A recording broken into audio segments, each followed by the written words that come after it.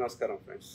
So నేను పెట్టిన title ప్రకారం ఇది మొన్న అంటే అంతకుముందు కత్తి మహేష్ గారు, అట్లనే మన యొక్క జర్నలిస్టు గౌరీ లంకేష్ గారు, తెలంగాణలో గద్దరన్న, అట్లా దేశమంతా ఇక ఎక్కడ అల్లర్లు జరిగినా గోద్రా, ఇక్కడ మణిపూర్లా, తర్వాత గోద్రాకు సంబంధించిన బయట పెడతామంటే ఆడ హిందువులను చంపింది ఎవరో, ఆ కరసేవకులను చంపింది ఎవరో, ఆ కరసేవకుల బూచి చూపెట్టి వేల మంది ముస్లింలను చంపింది ఎవరో, సిమిలర్లీ మణిపూర్లో ఏమవుతుందో అట్లనే ఈ యొక్క దళితుల మీద అత్యంత పాశకంగా దాడులు జరుగుతున్న రాష్ట్రాలు ఏవో దయచేసి గమనించండి.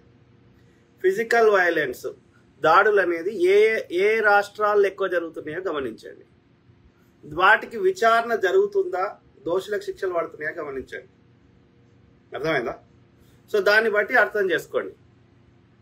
ఆ క్రమంలో ఏది అంటే I call them rogue states అంటే లా అండ్ ఆర్డర్ లేదు, అంటే చట్టము తన పని తాను చేసుకుపోతుంది అన్నటువంటిది బీజేపీ పాలిత రాష్ట్రాల్లో లేదు. ఎన్నో వీడియోలు చూపెడతాం.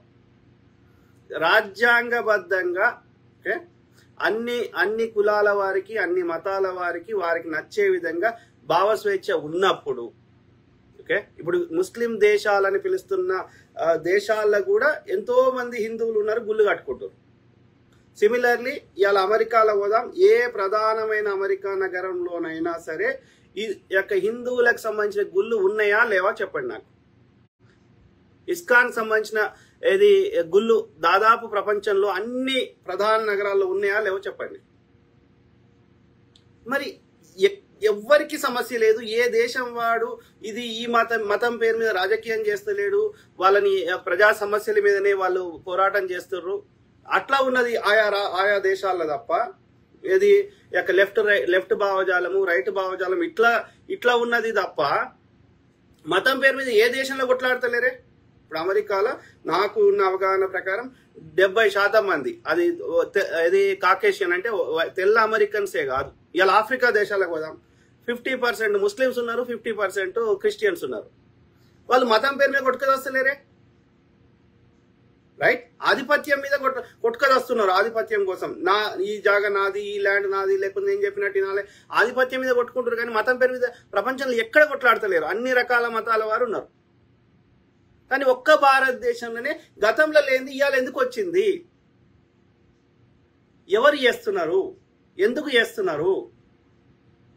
కేవలం తమ తప్పిదాలను కప్పిపుచ్చుకోవడానికి, తమ అడ్మినిస్ట్రేషన్ ఫెయిల్యూర్స్ నుంచి తప్పిపుచ్చుకోవడానికి, తమ దోపిడీ నుంచి తప్పిపుచ్చుకోవడానికి, ప్రజలకి మధ్యలో వాళ్ళ దృష్టి మరల్చడానికి మాత్రమే మతం పేరు మీద ఓటేయాలి తప్ప రేషన్ బియ్యం ఇయ్యలేదనో, చదువు విద్యాలయాలు పెట్టలేదనో, ఇంకోటి డే టు డే ప్రజా సమస్యల గురించి వాళ్ళ దృష్టి పోవద్దు. అవన్నీ మర్చిపోవాలి.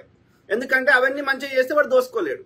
కాబట్టి వారి దోపిడీ నుంచి దృష్టి మరల్చడానికి ప్రజలకి మతం పిచ్చి లేపాలి. ఎంత దౌర్భాగ్యం అంటే వెరీ వెరీ అన్ఫార్చునేట్. ఆ క్రమంలో ఈ పర్టికులర్ ఇది ప్రవీణ్ బ్రదరు, ఆయన గురించి ఆయన మంచి విద్యావేత్త, అట్లనే పాస్టర్ అని నాకు గతంలో తెలియదు, ఇప్పుడు తెలిసింది. కాకపోతే అప్పుడు రక్షణ టీవీలో కానీ అన్నిట్లలో డిబేట్లలో ఆయనకు, ఎందుకంటే ఎడ్యుకేటెడ్ పర్సన్ కాబట్టి విత్ డేటా విత్ ఫ్యాక్ట్స్ తోటి బాగా ఏమంటారు తను అంటే ఆ యొక్క ఇప్పుడు నేను ఈ మతాల గురించి చెప్పినప్పుడు అన్ని మతాల్లో దరిద్రం ఉంది. ఈ హిందూ మతం వేరు. దయచేసి హిందూ మతాన్ని ఈ యొక్క ఏమంటారు సనాతన విదేశీ ఆర్య బ్రాహ్మణులు పెంచి పోషిస్తున్న బ్రాహ్మణిజము లేదా మనువాదము లేదా సనాతన ధర్మము, సనాతన అధర్మం, దాని పేరు ధర్మం అనొద్దు, సనాతన అధర్మము అనేది ఆ ఆర్యులకు సంబంధించిన దానికి హిందుస్థాన్లో లేదా సింధుస్థాన్లో లేదా భారతదేశంలో ఉన్నటువంటి ఈ యొక్క మిగతా అన్ని ఆచార వ్యవహారాలు, శ్రమణ పరంపర, బుద్ధిజము, లేకపోతే ఎల్లమ్మ, పోషమ్మ, గ్రామ దేవతలు, ఇదంతా హిందుత్వం. కాబట్టి దయచేసి హిందూయిజాన్ని లేదా బుద్ధిజాన్ని లేకపోతే ఈ మూలవాసులు పాటించే ఆచార వ్యవహారాలని ఇది హిందూయిజానికి ఈ విదేశీ ఆర్య బ్రాహ్మణులు తెచ్చిన ఈ యొక్క సనాతనాన్ని కలపొద్దు. ఎందుకంటే మీరు దయచేసి ఆలోచించండి, ఈ ఆర్యులకి సంబంధించినటువంటి దానిలో యజ్ఞాలు యాగాలు ఉండే తప్ప పశువులు, ఆవులు, గుర్రాలు, రథాలు, ఇనుపు పనిముట్లు ఇది ఉండే తప్ప ఈ మనం పాటిస్తున్న ఏవి లేవు. గుళ్ళు అనే కాన్సెప్టే వాళ్ళకి తెలియదు. అర్థమైందా? కాబట్టి అది హిందుత్వం కాదు. బీజేపీ ఆర్ఎస్ఎస్ లో ఉన్న నిర్ణయం చేసే అధికారులు, దాన్ని పెట్టిన వాళ్ళు అంతా విదేశీ ఆర్య బ్రాహ్మణులే. గోల్వాల్కరు, ఎడ్గేవాకారు, వాజ్పేయి, ఇంకోడు అందరు, Shyama Prasad Mukherjee, you name it. కాబట్టి వాళ్ళ పార్టీకి సంబంధించిన ద్రోహులు ఈ మూలవాసుల హిందూయిజాన్ని వాడుకుందాం అనేది వాళ్ళ పర్సనల్ కోసం చేస్తున్నారు.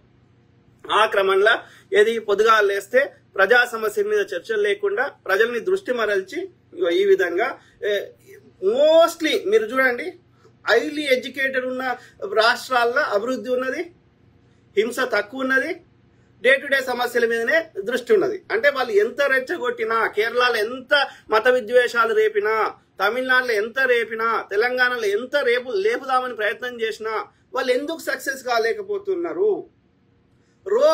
ఎక్కడైతే పేదరికము, నిరక్షరాస్యత ఉన్న దగ్గర పేదరికం ఉంటుంది. పేదరికము, నిరక్షరాస్యత ఉన్న దగ్గరనే మీరు చూడండి ఈ అడ్డమైన వాళ్ళని ఈజీగా ఎవరైనా పిచ్చోళ్ళని చేయగలుగుతారు. ఎందుకంటే వాళ్ళకి ఏ విషయం మీద అవగాహన లేదు, లేకపోతే సంపుతాము, లేకపోతే 4 పైసలు ఇస్తామంటే తొందరగా ప్రలోభాలకు లొంగుతారు. కాబట్టి ఈ రోగ్ స్టేట్స్ లోనే చదువుకోని యువత, వాడు మనమేమో పెన్ను ఇస్తే చదువుకోరా అంటే వాడు గన్ను ఇస్తున్నాడు. ఆడపిల్లలకు కూడా ఆ దుర్గామాత అని చెప్పి కత్తులు ఇస్తున్నారు. ఏమి సంస్కారం నేర్పుతున్నారు? మరి వాళ్ళ పిల్లలు అట్లున్నారు. ఆ బీజేపీ నాయకుల పిల్లలు అంటే అందరు విదేశాలకు పోతారు. ఒకడు బీసీసీ అధ్యక్షుడు అవుతాడు, ఇంకోటి అవుతాడు. వాళ్ళ పిల్లలే మంచిగా ఉండాలి, ఆర్య బ్రాహ్మణుల పిల్లలు. కానీ బీసీ, ఎస్సీ, ఎస్టీలకు చెందిన పిల్లల్ని ఈ పొద్దుగాలేసి మతం చుట్టూ తిప్పాలి. మళ్ళీ వాళ్ళేమన్నా పనికొచ్చే విషయం ఉందా?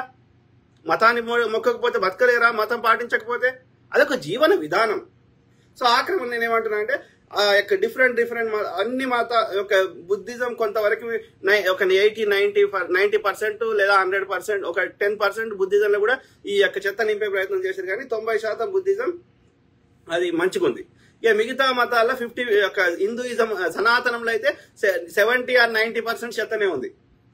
ఈ క్రిస్టియానిటీ అండ్ ఇస్లాంలో 50% మంచిగుంటే 50% చెత్త ఉంది.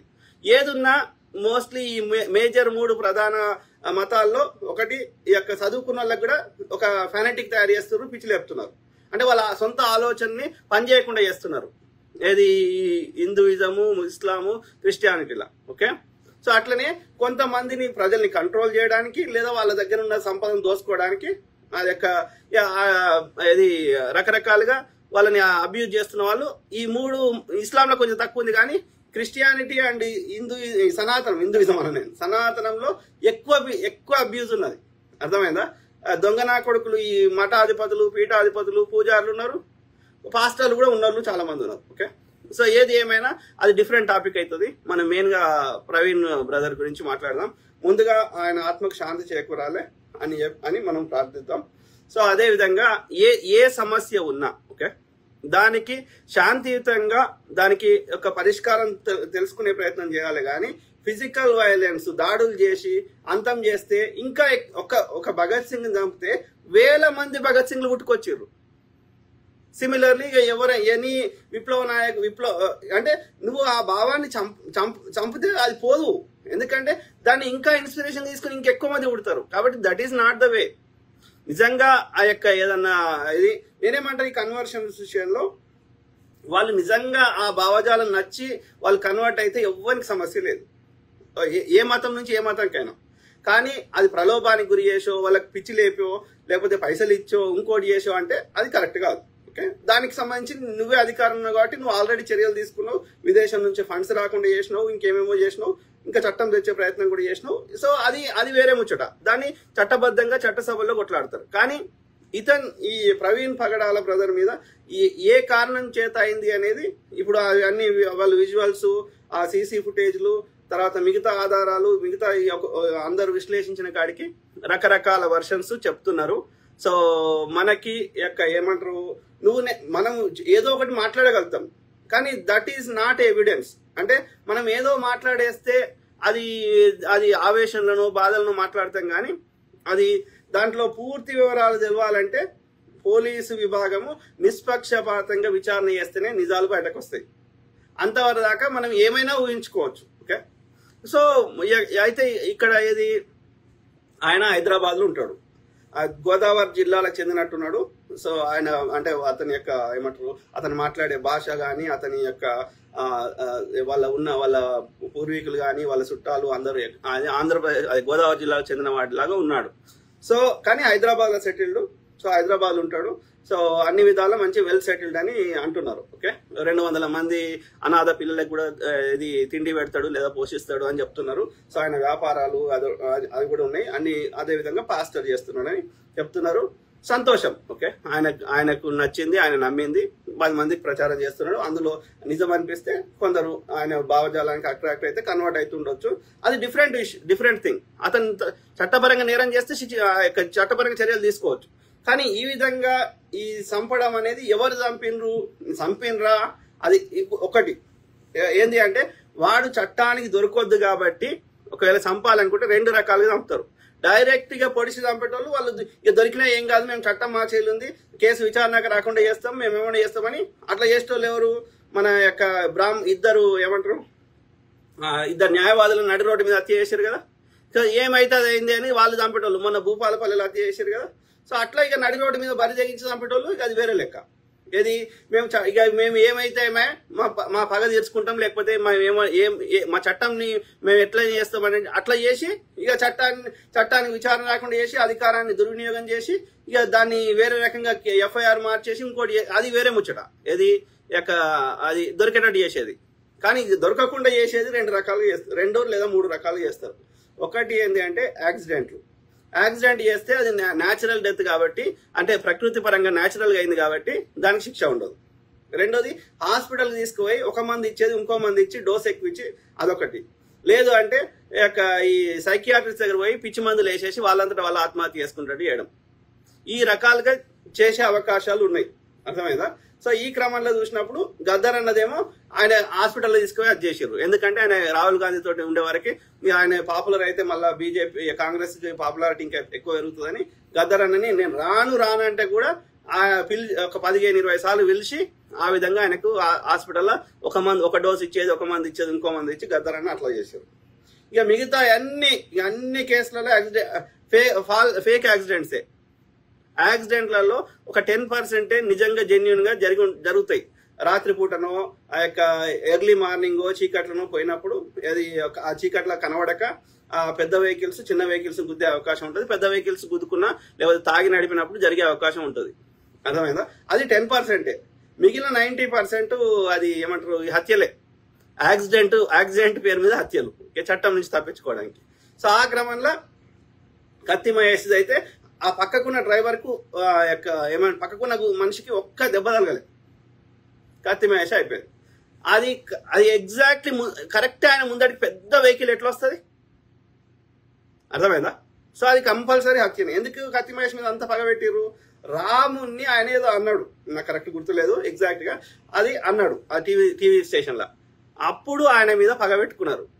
అర్థమైందా? ఈ బీజేపీ. ఎందుకంటే వాడు పొద్దుగాలేస్తే జై శ్రీరామ్ అనేవాటే, ఈయన వాళ్ళ మెయిన్ టార్గెట్ మీదనే కొట్టవాటే. సో కాబట్టి ఆయన మీద పగబెట్టుకొని ఒక పథకం ప్రకారం ఈ జనసేనకు సంబంధించిన వాళ్ళు ఆ నెల్లూరు ప్రాంతంలో, నెల్లూరు నుంచి చెన్నై పోతుంటే చేసిర్రు. అయినా ఆయన బతికేటోడు. ఆయన ఈ పక్క ఆయనకి అంత దెబ్బలు తగలేదంటే ఆయనకు కూడా తగలలేదు. కానీ కావాలని అపోలో హాస్పిటల్ చెన్నైలో పోయినాక అక్కడ కావాలని ట్రీట్మెంట్ ఇప్పాక అతన్ని ఈవెన్ ఆ యొక్క మన ఇది నడి రోడ్డు మీద వామన్ రావు ఆ న్యాయవాదులు ఉన్నారు కదా, అన్ని కబ్జాల కేసులు వేస్తున్నారని 2 హస్బెండ్ వైఫ్ నరికిరు కదా. అప్పుడు భార్య అప్పుడే చనిపోయింది, కానీ ఆ భర్త చనిపోలే. నాకు నీళ్ళు అని అడుగుతున్నాడంట.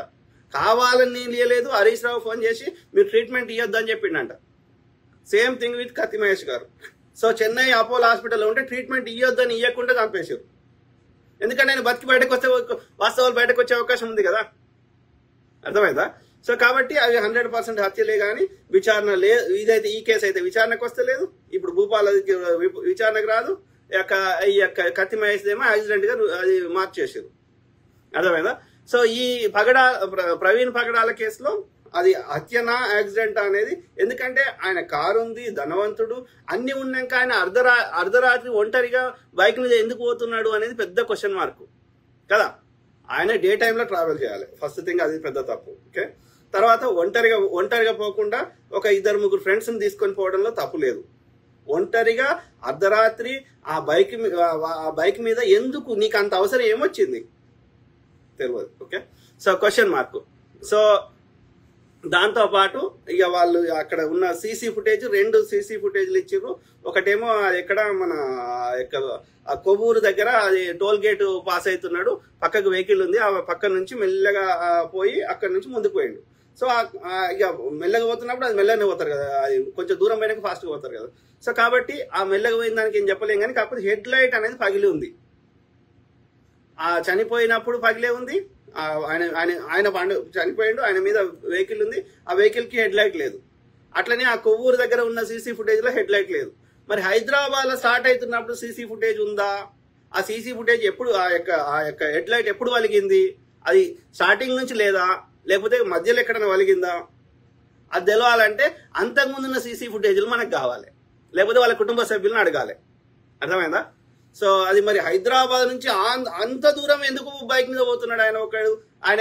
ఆయన ఒక పాపులర్ పర్సనాలిటీ, ఆయనకు థ్రెట్ ఉంది అని తెలిసినాక కూడా ఎందుకు పోయిండు? ఇక భగవంతుని తెలవాలి. ఓకే, సో ఆ విధంగా ఇప్పుడు ఈ పూర్తి వివరాలు తెలవాలంటే ఆయన మిత్రులని, ఆయన కుటుంబ సభ్యులని, ఆయన ఎక్కడెక్కడ పోయిండు, ఆయన ఇంకోటి సెల్ ఫోన్ ఆయన సెల్ ఫోన్ మొత్తం ఈ ఫోరెన్సిక్ 2 రకాలుగా ఉంటుంది ఇన్వెస్టిగేషన్ లో. ఒకటి ఏంటి అంటే ఫోరెన్సిక్ విభాగం, అంటే వాళ్ళ ఫోరెన్సిక్ విభాగం ల్యాబ్ ద్వారా ఏంటంటే ఫోన్ కి ఫోరెన్సిక్ విభాగం ఉంటుంది, ఫోన్ ని ఫోరెన్సిక్ చేస్తారు.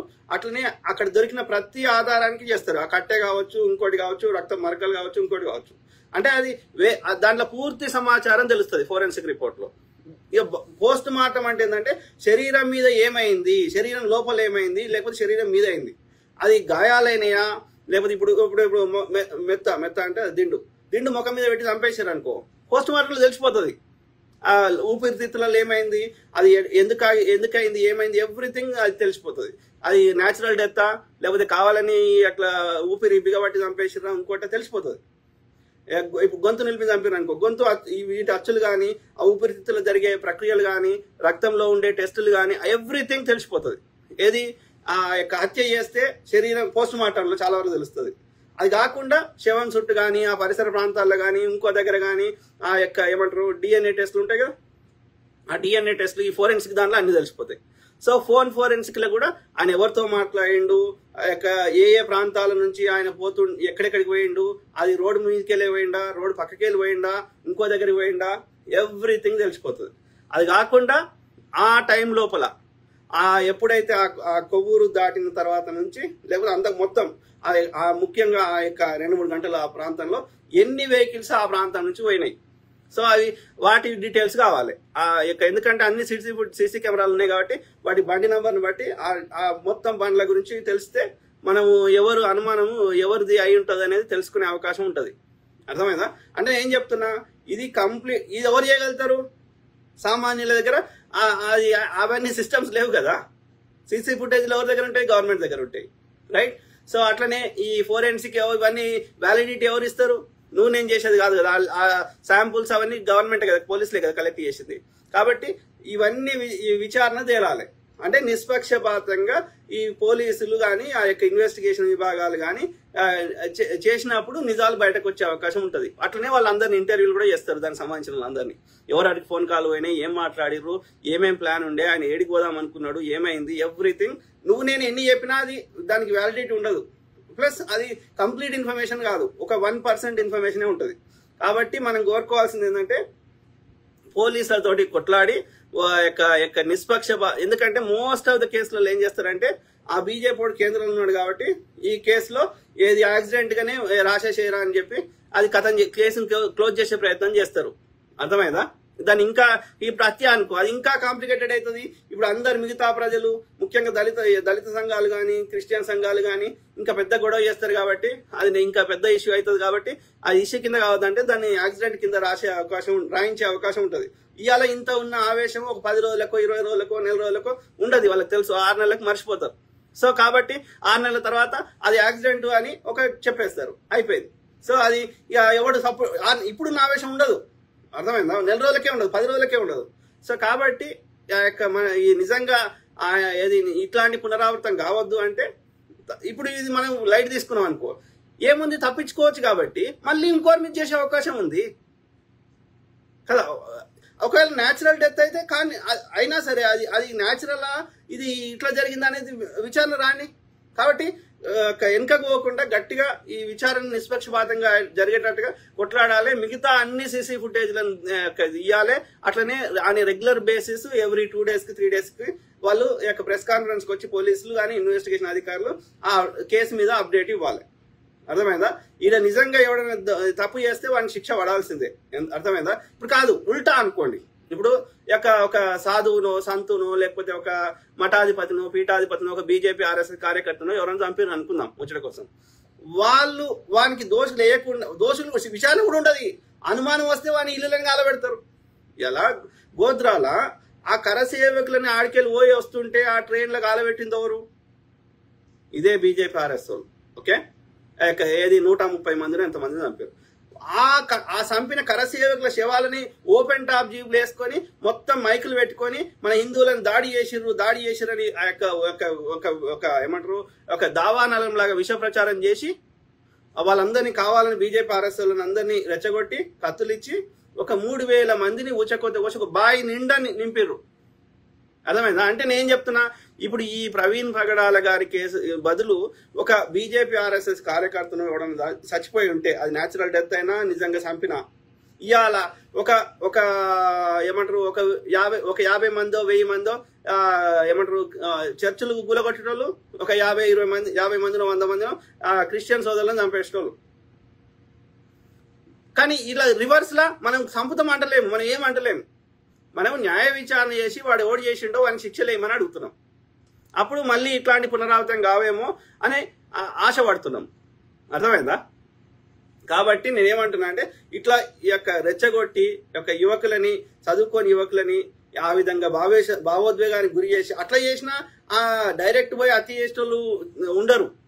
వాళ్ళు ఏదో బిర్యానీ ఇస్తారంటే గొడవలు చేస్తారు, రాళ్ళు వేస్తారు. కానీ చంపే అంత చేయాలంటే కంపల్సరీ వాళ్ళకి సుపారీ ఇవ్వాలి, పైసలు ఇవ్వాలి. అట్లనే వాళ్ళని కేసుల నుంచి రక్షిస్తా అని హామీ ఇస్తే అన్ని ఇస్తే వాడు పైసల కోసం చేస్తాడు. అర్థమైందా? అంటే ఒక పథకం ప్రకారం చేయించాలి. అయితే నేనేమంటున్నా, ఇక్కడ దేశంలో జరిగినాయి కానీ రాష్ట్రాలు జరిగినాయి కానీ ఈ ముఖ్యంగా బీజేపీ పాలిత రాష్ట్రాలు కానీ ఆంధ్రప్రదేశ్ తెలంగాణ కంటే అన్ని విషయాల్లో వరస్ట్ ముఖ్యంగా శాంతి భద్రత విషయంలో. కాబట్టి ఇప్పుడు ఆంధ్రప్రదేశ్కి ఎందుకు పెట్టుబడులు వస్తలేవు? నేను స్వర్ణాంధ్రప్రదేశ్ చేస్తా, నేను హైటెక్ సిటీ కట్టినా ఇంకోటి కట్టినా అని ఇన్ని చెప్తున్నా చంద్రబాబు నాయుడు, మరి తెలంగాణలో వచ్చిన ఎందుకు వస్తలేవు? ఆలోచించండి. ఎందుకంటే మీ దగ్గర ఏది ఈ మంచి ఏమంటారు ఓషియన్ ఫ్రంట్ ఉంది, ఎన్నో ఉన్నాయి. మా తెలంగాణ కంటే కూడా ఎక్కువ రిసోర్సెస్ ఉన్నాయి మీకు, భూమి వైశాల్యం పెద్దగా ఉంది. అర్థమైందా? ఈ ఓషియన్ ఫ్రంట్ కింద ఎన్ని రకాలుగా ఎన్నెన్నో దేశాలు, ఇవాళ ఏమంటారు థాయిలాండ్ ఉంది, ఏముంది ఓషియన్ తప్ప, ఇంకా చాలా దేశాలు ఆ ఓషియన్ వాడుకొని వాళ్ళు ఏమంటారు టూరిజం రంగాన్ని ఎంత వృద్ధి చేసుకున్నారో, టూరిజంగా బతికేస్తారు. మరి ఇన్ని రిసోర్సెస్ ఆంధ్రప్రదేశ్కు ఉన్నా ఎందుకు డెవలప్ అవుతలేదు? ఫస్ట్ టర్మ్ ఉన్నాడు చంద్రబాబు నాయుడు గారు, ఇప్పుడు వచ్చిండు. హైదరాబాద్ సైబరాబాద్ ఆయనే కట్టిండంట, కానీ మరి ఆంధ్రప్రదేశ్ ఎందుకు కట్టి చేయలేకపోతున్నాడు? కారణం ఏంటంటే అక్కడ కులం పిచ్చి, మహా పిచ్చి ఉంది. అట్లనే చదువుకోని వాళ్ళు ఎక్కువ ఉన్నారు, ఎడినా కొడుకులు ఎక్కువ ఉన్నారు. ఏమంటారు వాళ్ళని ఈజీగా ఫూల్స్ చేయొచ్చు. అట్లనే హింస, కిరాతకము, అరాచకము, విచ్చలవిడితనం ఉంది. ఇట్లాంటి జాగాలకు అంతెందుకు ఆంధ్రప్రదేశ్ సంబంధించిన వాళ్ళే ఓకే వాళ్ళ ఇండస్ట్రీస్ అన్ని హైదరాబాద్ లో తెలంగాణలో పెట్టుకున్నారు. ఆంధ్రప్రదేశ్ నుంచి వదిలేసి ఒక ఆయన విశాఖపట్నంలో రియల్ ఎస్టేట్ రంగం చేస్తే ఆయన వచ్చి హైదరాబాద్ లో చేస్తున్నాడు. ఎందుకంటే ఆయన ఒకటి కమిషన్లు మొత్తం దాదాపు అన్ని అడిగేస్తున్నారు, ఏ పార్టీ అయినా సరే. దాంతో పాటు వాడిని సంపుతాము కాలబెడతాము బూడిద చేస్తామంటే ఏం చెప్తాడు? ఒక 10 కోట్లు పట్టుకొని పోయినావు, ఒక 100 కోట్లు పట్టుకొని పోయినావు, లేకపోతే 1000 కోట్లు పట్టుకొని పోయినావు. నీ కంపెనీ ఆడు ఉంటుందో కాదు కాలబెడతారో తెలియనప్పుడు నువ్వు ఆ 1000 కోట్లు వారవసుకుంటావా? Common sense. సో అది రోగున్నాయి. అప్పుడే అంతకుముందు ఇప్పుడు చూడు చుండూరు, కారం చేడు ఇట్లాంటి సంఘటనలు ఎక్కడ జరిగినాయి? పోయి గుడిసెలు ఎవరు కాలబెట్టిర్రు? సో ఇది ఈ కులం పిచ్చి అనేది భయంకరంగా ఉంది ఆంధ్రప్రదేశ్లో. అది ఎవడు పోషించి నేను అనుకుంటున్నా తెలంగాణ లేదు, మళ్ళా మిగతా చోట్ల లేదు, గంత లేదు, కొంచెం ఉంది. కానీ అది 1000 సంవత్సరాల నుంచి వచ్చిన కొంచెం ఉంది. ఇప్పుడు కర్ణాటక తీసుకోండి, తెలంగాణ తీసుకోండి, కేరళ తీసుకోండి, తమిళనాడు తీసుకోండి, ఈ ప్రోగ్రెసివ్ ఉన్న ఈవెన్ మహారాష్ట్ర తీసుకోండి, ఇక్కడ లేవు, ఈ బెల్ట్ లేదు. అయితే ఆ నార్త్ ఇండియాలో ఉంది, ఈ ఆంధ్రప్రదేశ్లో ఉన్నది. ఆంధ్రప్రదేశ్లో నా అనుమానం ప్రకారం ఏంటంటే ఆంధ్రప్రదేశ్లో ఎందుకు ఉంది మీరు చూడండి, గోదావరి జిల్లాలు, గుంటూరు అటు దిక్కున్నది కానీ ఇటు దిక్కు లేదు. మళ్ళీ భద్రాచలం ఇటు దిక్కు తెలంగాణ ఆనుకొని లేదు. రాయలసీమలో కూడా ఫ్యాక్షనిస్టులు ఉన్నది కానీ మరీ గింత ఈ ఆంధ్రాలోనే ఎక్కువ ఉన్నది. మీరు చూడండి, అబ్జర్వ్ చేయండి. నా అనుమానం ప్రకారం ఏంటి అంటే ఆ యొక్క ఇదేమో రాష్ట్ర కూటులు, ఇవి సౌత్ ఇండియన్ పాలకులు పరిపాలించారు ఏది ఈ ప్రాంతాలు, మిగతా ప్రాంతాలు. కానీ ఇలా కోస్తా జిల్లాలు, విశాఖపట్నం, ఆ యొక్క శ్రీకాకుళం ఇవన్నీ అప్పుడు ఒరిస్సాల కింద ఉండేనేమో అని నాకు డౌట్. ఆ కళింగ సామ్రాజ్యం కింద అప్పుడు ఉండేనేమో అని డౌట్. ఎందుకంటే మీరు చూడండి, ఎక్కువ బుద్ధిజానికి సంబంధించిన అన్ని ఆ ప్రాంతాలనే దొరుకుతున్నాయి రిలేటివ్లీ. ఏది ఈ అమరావతి, ఇవన్నీ గుంటూరు, ఈ నాగార్జున కొండ, ఇవన్నీ.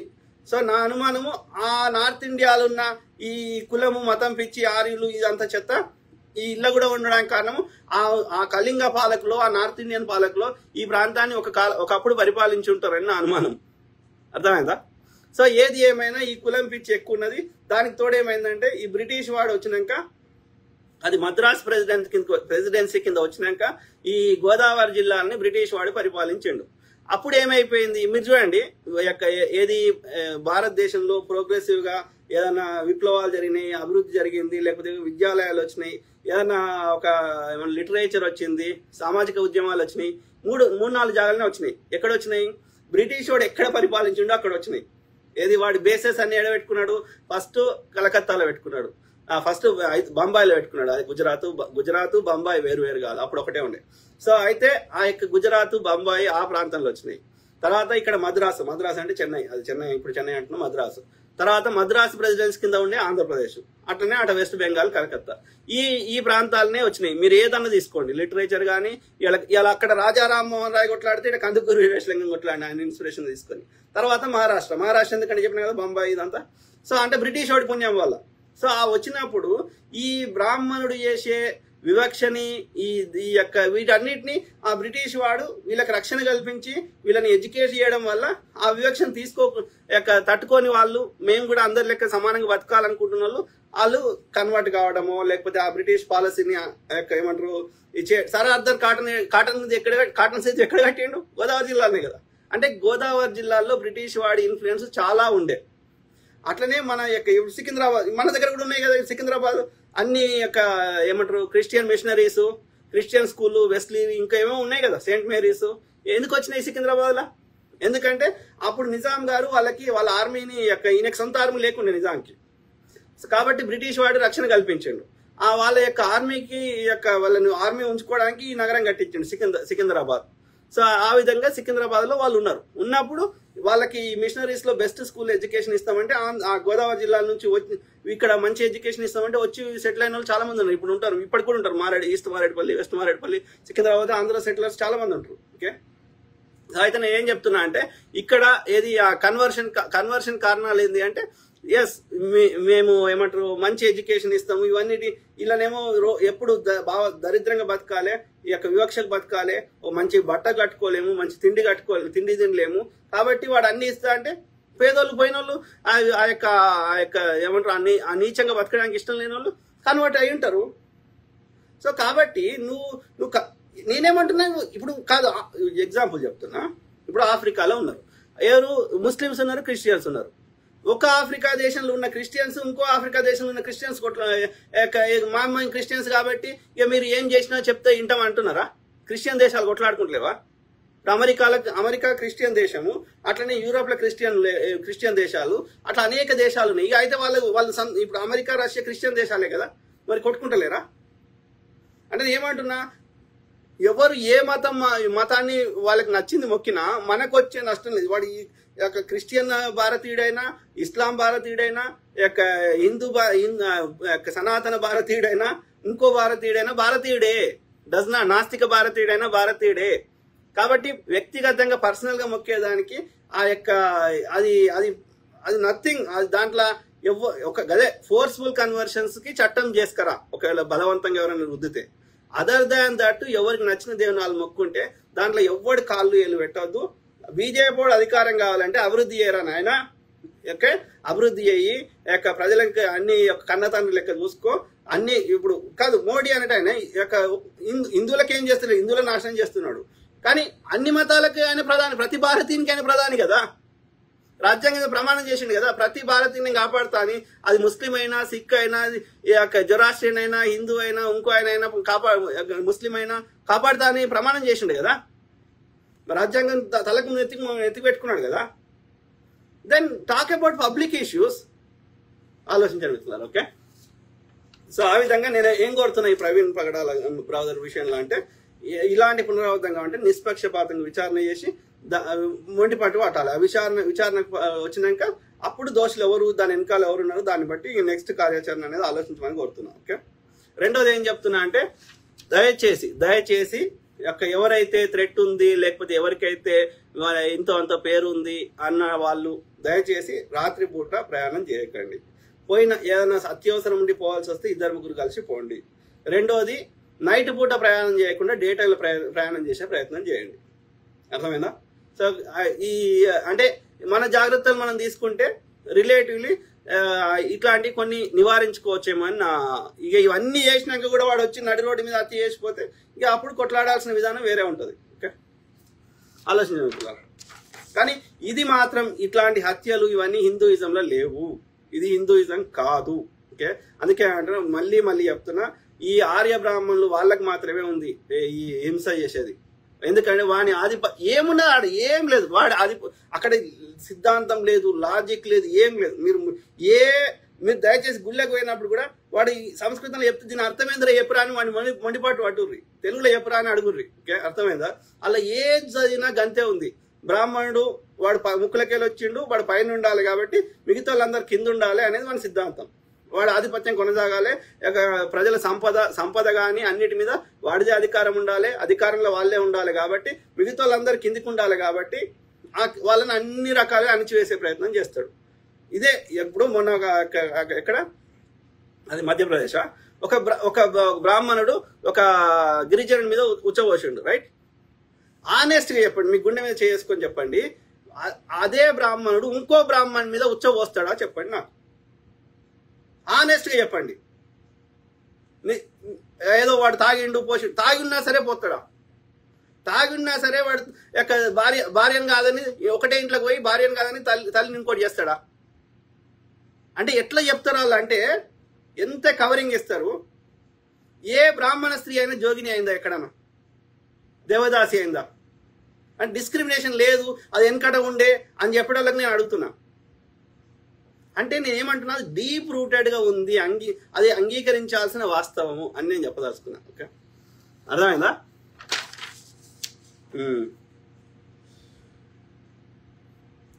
ఇది ఇంకోటి ఏమంటున్నా అంటే, ఇట్లా దాడులు చేస్తే మీరు చూడండి, ఈ దాడులు చేసే ఆంధ్రప్రదేశ్ చెప్పినా అట్లనే ఉత్తర భారతదేశంలో ఏ రాష్ట్రం మనం తీసుకోండి, దాడులు జరిగే దగ్గరికి ఏ పెట్టుబడిదారు రాకపోతే అభివృద్ధి జరగదు, ప్రజలకి పని కల్పించబడదు, పేదరికం ఉంటుంది, నిరక్షరాస్యత ఉంటుంది, వాళ్ళు గట్టనే బతకాల్సి వస్తుంది. ఎవడో దొడ్డు రేషన్ బియ్యం ఇస్తే తప్ప వాడికి డే టు డే బతుకుదరు నడవదు. కాబట్టి ఆ పరిస్థితి రావద్దు అంటే అన్నిటికంటే ముఖ్యమైనది లా అండ్ ఆర్డర్ ఉండాల్సిందే, శాంతి భద్రతలు ఉండాల్సిందే. అర్థమైందా? లేకపోతే ఇప్పుడు చూడండి, మీరు ఆంధ్రాకి సంబంధించిన వాళ్ళు వ్యాపారస్తులు ఇంతో అంతో వాళ్ళు ఏమి శాతం ఎక్కడికి పోలేని వాళ్ళు మాత్రమే ఆంధ్రప్రదేశ్లో ఉన్నారు. ఇంతో అంతో ఏమంటారు వాళ్ళు పైకి పోవాలనుకున్న వాళ్ళు, ఆధిపత్య ధోరణి ఉన్న వాళ్ళు, లేకపోతే మాతోటి ఏమి కాదనుకున్న వాళ్ళు మాత్రం, అంటే అత్యంత పేదవాళ్ళు కానీ ఇక మేము వాళ్ళని చంపైనా సరే మేము వాళ్ళ శవాల మీద మేము రాజ్యం వెళ్తాం అనుకునేటోళ్ళు, ఆధిపత్యం చేసేటోళ్ళు, రౌడీ ఇట్లాంటి వాళ్ళు తప్ప మెజారిటీ ఈ గొడవలు వద్దు, మేము మంచిగా బతకాలనుకున్న వాళ్ళందరూ ఆంధ్రప్రదేశ్ చేసి వెళ్ళిపోయారు. అమెరికాకు పోయిర్రు, లేకపోతే చెన్నైలో ఉన్నారు, లేకపోతే తెలంగాణ హైదరాబాద్లో ఉన్నారు. ఎందుకున్నారు? ఆంధ్రాలో ఇప్పుడు సంక్రాంతి వస్తే అందరూ పోతారు. మళ్ళా అట్లాంటి వాళ్ళు మెజారిటీ హైదరాబాద్లో ఎందుకున్నారు? ఐటీ మీరు గచ్చిబౌలి ఇవన్నీ చూడండి, ఈ నానక్రామ్ గూడ, గచ్చిబౌలి, మాదాపూరు, జూబ్లీహిల్స్, బంజారా హిల్స్, దిల్షుక్ నగర్, కొత్తపేట, గిత్తపేట అంతా హైదరాబాద్ మొత్తం ఓల్డ్ సిటీ కొన్ని ప్రాంతాలు తీసేస్తే మోర్ దాన్ 50% దాకా ఆంధ్రలో దాదాపు ఉన్నారు. అన్ని మేజర్ ప్రైమ్ లొకేషన్స్ అన్ని. ఎందుకు? అట్లాంటి హైదరాబాద్ లాంటి నగరాన్ని మరి ఆడ చెన్నై ఉంది, బెంగళూరు ఉంది, ఇంకోటి ఉన్నప్పుడు ఆంధ్రప్రదేశ్ ఎందుకు కట్టుకోలేకపోతున్నారు? మీకు ఇంత టాలెంట్ ఉంటే. కారణం ఏంటి అంటే మీ లోపల ఇది ఏమంటారు ఈ కులపిచ్చిని అరాచకాన్ని కంట్రోల్ చేసే శక్తి లేదు, మీకు తెలుసు. కాబట్టి ఇక మీరు పండుగ పబ్బానికి ఆడికి పోవాల్సిందే. కానీ ఈడ మీకు రక్షణ ఉంది, తెలంగాణలో కానీ, చెన్నైలో కానీ, ఇంకో అమెరికాలో కానీ. ఆంధ్రప్రదేశ్ లేదు. మీకు ఇప్పుడు రామోజీ ఫిల్మ్ సిటీ ఆయన కానీ, ఇంకో ఆయన రామానాయుడు కానీ ఆడ పెడతా అని ట్రై చేసి మేము మీకు ఏం కావాలన్నా ఇస్తాం రమ్మని అడుగుతారు. చంద్రబాబు నాయుడు అడిగిండు, జగన్ గారు అడిగారు, అయినా ఎవరు పోతలేరు. అప్పుడు చెన్నైలో ఉండి ఆ సినిమాలు తీసిర్రు ఎన్టీఆర్ గారు వీళ్ళందరూ. కానీ ఆంధ్రప్రదేశ్లో ఏనాడు వాళ్ళు ప్రయత్నం చేయలేదు, చేయరు కూడా. ఎందుకంటే మీ డిఎన్ఏలో లోపం ఉంది. ఓకే, మీకు అరాచకం ఎక్కువ ఉంది, అర్థమైందా? అది సో అది మిత్రులారా. ఇక అట్లనే ఇక బీజేపీ గురించి ఎంత నీచులు అంటే ఇక వాళ్ళంత గలీజ్ నా కొడుకులు ఈ భూమి మీద లేరు. ఓకే, ఇవాళ ఏది ఆ నక్సలైట్లను ఏరివేస్తామని చెప్పి నిజంగా వాళ్ళు అసలు వాళ్ళ ఉనికే తగ్గిపోయింది. ఓకే, ఒకప్పుడు ఉన్నట్టు లేదు. వాళ్ళందరూ కూడా చాలా మంది జనజీవన స్రవంతులు కలిసిపోయారు. దాదాపు అందరూ ఏమంటారు వాళ్ళు సిద్ధాంతపరంగా కొట్లాడుతున్నారు తప్ప ఆయుధాలు పట్టుకొని నక్సలైట్ ఈ మధ్య అది బంద్ అయిపోయింది. అయినప్పటికీ ఎందుకంటే వాళ్ళ మెజారిటీ లీడర్లు ఎప్పుడో చచ్చిపోయారు, ప్లస్ ప్రజల లోపల కూడా ఒకప్పుడు ఉన్నంత పేదరికం లేదు, ఒక డిఫరెంట్ అయిపోయింది. అయినా సరే ఇప్పుడు వాళ్ళ గిరిజనులను అందరిని పట్టుకొని నక్సలైట్ల పేరు మీద గిరిజనులను చంపేస్తున్నారు. ఎందుకని? ఆ గిరిజనుల కింద ఉన్న భూములు గనులు కొట్టేయడానికి. ఎందుకంటే ఆ గనులను తీసుకోవనిస్తలేరు అదాని అంబానికి. కాబట్టి ఆ గనులను తీసుకోవడానికి ఈ యొక్క గిరిజనులను చంపేస్తున్నారు. ఈ యొక్క ఆపరేషన్ ఏదో పెట్టిండు కదా, నా పేరు మర్చిపోతుంది, కగార్. సో ఇట్లా నడుస్తున్నది. ఇక 20 ఏళ్ల కింద ఏదో మాట్లాడిందని అరుంధర అట్లా ఎవ్వరు కమ్యూనిస్ట్ వాళ్ళు లేకపోతే ప్రశ్నించేటోడు ఎవరు భారతదేశంలో? అందరు తీసుకోబోతున్నాడు, జైల్లో పెడుతున్నాడు. ఇక చచ్చిపోతారనగా వదిలేస్తున్నాడు. ఆయన జైల్లో చచ్చిపోతే ఇంకా ఉద్యమాలు ఎక్కువ అవుతాయి, గొడవ చేస్తారని చెప్పి ప్రొఫెసర్ సాయిబాబాని చచ్చిపోయే స్థాయికి వచ్చిండని వదిలేసిర్రు వరవరరావు గారు. ఎందుకంటే జైల్లో చచ్చిపోతే ఇంకా పెద్ద గొడవలు అవుతాయని. ఎంత నీచం రా అయ్యా! అంటే నువ్వు వాళ్ళ సిద్ధాంతము, వాళ్ళ న్యాయం మాట్లాడితే నువ్వు వాళ్ళని ఏమంటారు జైల్లో పెడుతున్నావు, తప్పుడు కేసులు పెడుతున్నావు, జర్నలిస్ట్ని అంటే ఎంత పిరికినా కొడుకు నువ్వు. బీజేపీ ఆర్ఎస్ అంటున్నా ఆ బ్రాహ్మణ్ని, ఆర్య బ్రాహ్మణ్ని ఎంత పిరికినా కొడుకురా. నిజాన్ని తట్టుకోలేకపోతున్నావు నువ్వు. ఎవడన్నా సమస్య ఉంటే వాడి న్యాయం మాట్లాడితే వాడిని పిలిచి వాడితో చర్చించి వాడి సమస్యకు పరిష్కారం చూపెడతారు. కానీ నువ్వు జైల్లో పెడుతున్నావు, ఇంకోటి అకారణంగా తప్పుడు కేసులు బనాయించి అంటే నువ్వు నిజాన్ని తట్టుకోలేకపోతున్నావు, పిరికి సన్నాసివి. Very unfortunate. అట్లా ఆయన గోద్రాది మోడీ చేయించిండు, గ్రౌండ్ లో పోలీసులు ఉంచొద్దు అంటే ఆ నిజం తెలుస్తుందని ఆ అప్పుడున్న హోంశాఖ మంత్రి అయినటువంటి హిరేన్ పాండ్యాని చంపించినావు.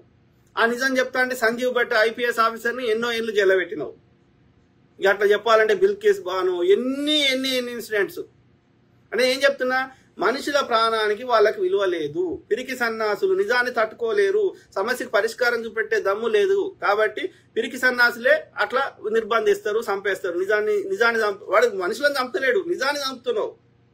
కానీ సావదురా అట్లా. ప్రకృతి అన్నిటికంటే బలమైంది. ఉల్టా నువ్వు ఎన్ని చేస్తే అంతకంటే 1000 రెట్లు రివర్స్ చేస్తుంది. ఓకే, ఆలోచించండి మిత్రులారా. సో అది నడుస్తున్నది.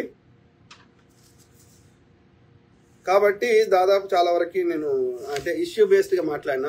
ఈ పర్టికులర్ ఇన్సిడెంట్ అంటే అదే మనం విచారణ కోరుకుందాం. విచారణ జరిగిన నిష్పక్షపాత విచారణ జరిగి ఆ రిపోర్ట్లు వచ్చిన తర్వాత ఫోరెన్సిక్, పోస్ట్ మార్టము, ఇంకా అట్లనే మిగతా సీసీ ఫుటేజ్లు అన్ని ప్రాంతాల్లో అట్లనే అన్ని ఇంటర్వ్యూలు చేసింది. సమగ్ర విచారణ రిపోర్ట్ కోసం పట్టుబట్టి అది టైం బౌండ్ పెట్టాలి. 10 ఏళ్ల తర్వాత నేను రిపోర్ట్ ఇస్తా కాదు. Okay, with in 15 days 1 month అట్లా ఏదైనా టైం బౌండ్ మీద మాకు కావాలి. సో దోషులకు శిక్షలు పడాలని ఆ యొక్క ఒక ఏమంటారు క్రిస్టియన్ సంఘాల ఎవరైతే ఉన్నారో న్యాయం కావాలని కోరుకుంటున్న వాళ్ళందరూ ఒక కమిటీ లాగా ఏర్పడితే అప్పుడు ఏమవుతుందంటే అది వీక్ కాదు. ఈ యొక్క ఇండివిజువల్ వస్తారు, ఇలా మళ్ళీ మర్చిపోతారు, వాళ్ళ పనులలో వాళ్ళు పోతారు.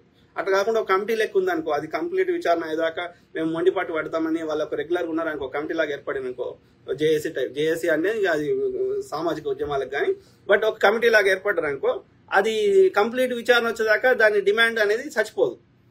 లేకపోతే ఎవరి పనులలో వెళ్ళిపోతారు. ఎన్ని ఇన్సిడెంట్లు, ఎన్ని రేప్ కేసులు, ఎన్నిట్లలో అయిన రోజు తెల్లారి వారం రోజులు గొడవ ఉంటుంది. తర్వాత అది విచారణ వచ్చిందా? ఇప్పుడు కలకత్తా ఇన్సిడెంట్ అయింది, అది విచారణ అప్పుడే అయింది ఇన్సిడెంట్, అప్పటి వరకే ఉంది ఆ వారం 10 రోజులే. తర్వాత దాని ఏమైంది ఎవరికి తెలియదు. అది నిజంగా వాడికి శిక్షలు పడ్డాయా, అని వదిలేసిర్రా, వాడే చేయించిండా, ఇప్పటివరకు కరెక్ట్ క్లారిటీ లేదు.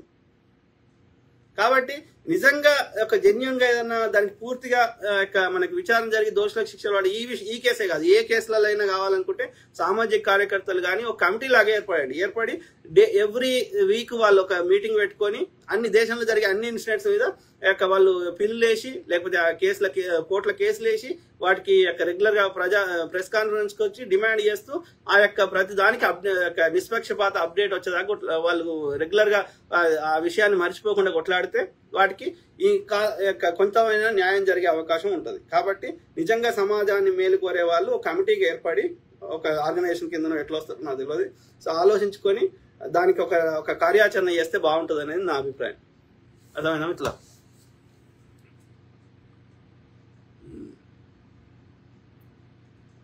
మసూద్ ఖాన్, నమస్తే అన్న. నమస్తే బ్రదర్.